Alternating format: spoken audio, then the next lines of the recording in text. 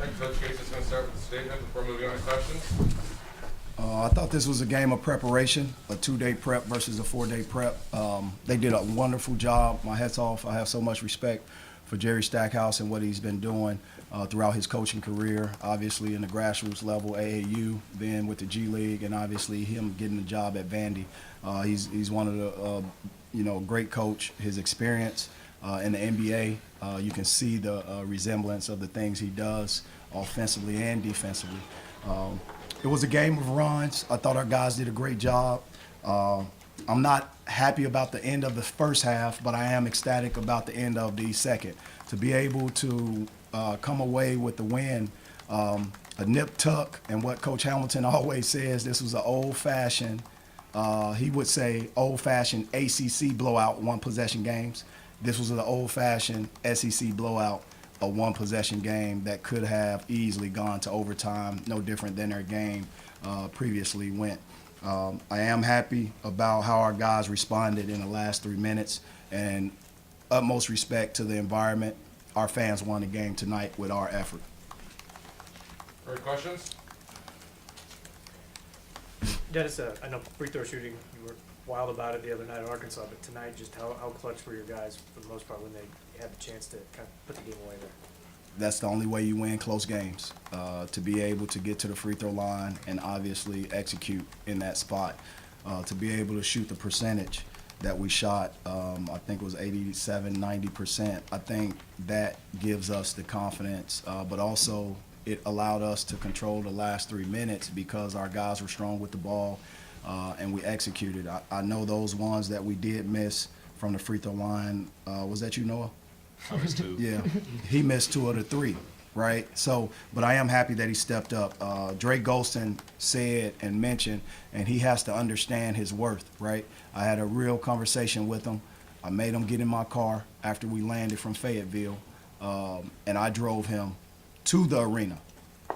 And we sat in the parking lot for how many hours? 2.5. About 2.5 hours talking, just me and him. A real life conversation. And I thought he responded because Dre's presence on this team as the Rock, which he didn't understand the title, and you can only define that title as the season goes on. His worth when he walks into a room gives our guys confidence. And he has to understand that no stat, no accolade can replace how he impacts our team. And I thought he took a step in the right direction by challenging our team by saying what?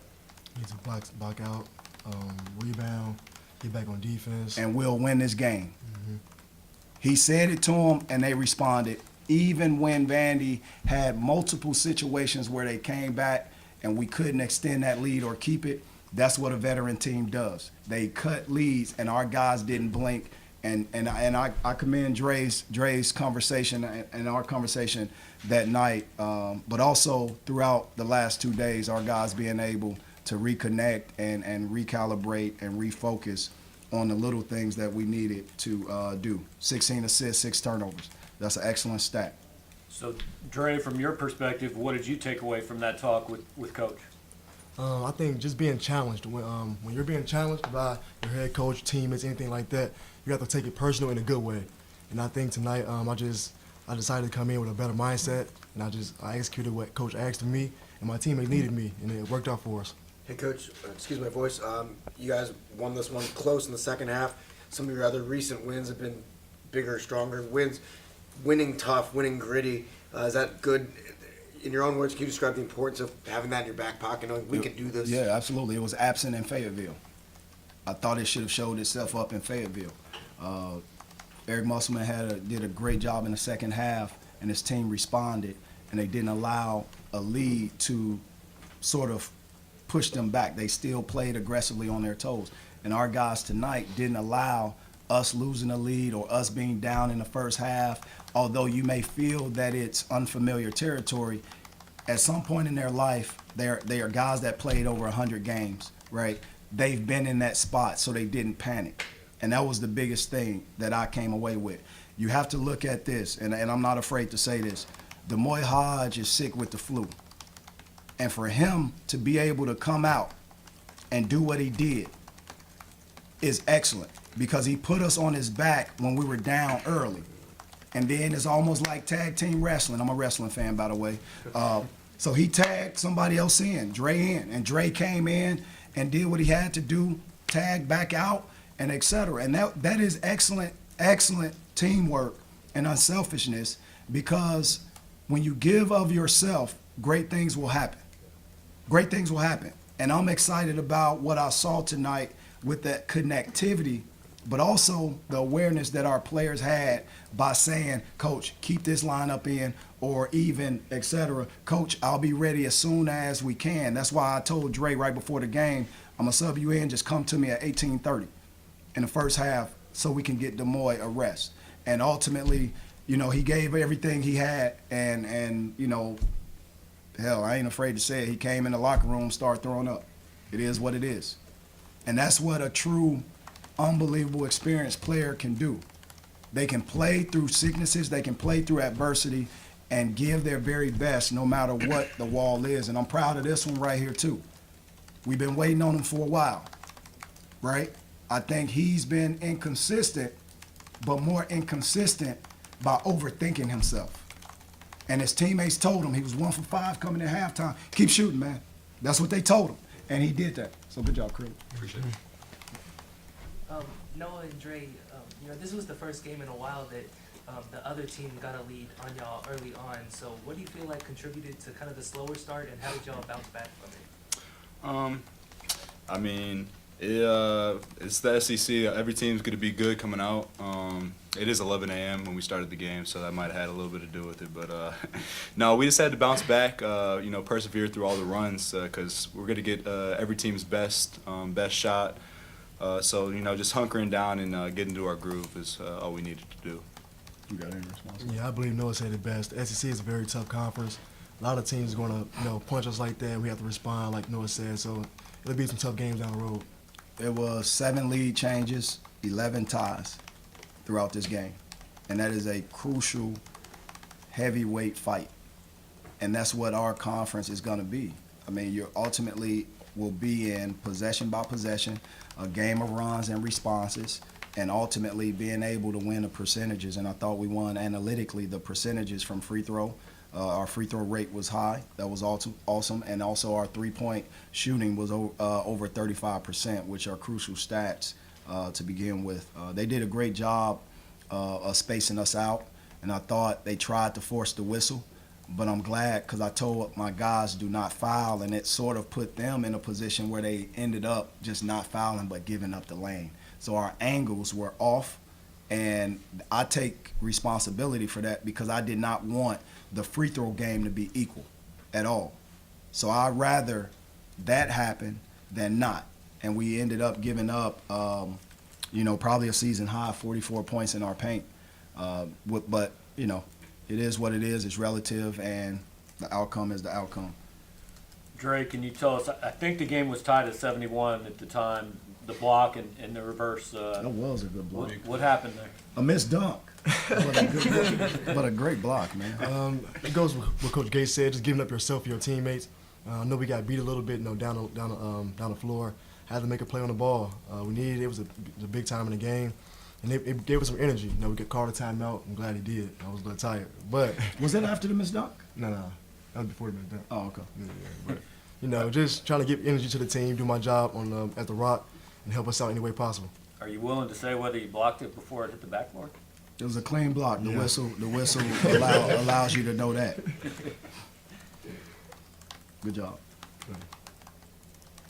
Coach, real quick, can you describe the importance of Sean East's passing? Unbelievable. Sean East is a tempo starter. You know, when you're out camping, some of you guys don't camp, but he camps. When you're out camping, it's important that you keep your fire kit ready. He's our fire kit. And his energy, his enthusiasm, his effort, his patience, his mentality. I don't want him to ever look to the sideline. I want him to play because his instincts are better than a lot of people in this country.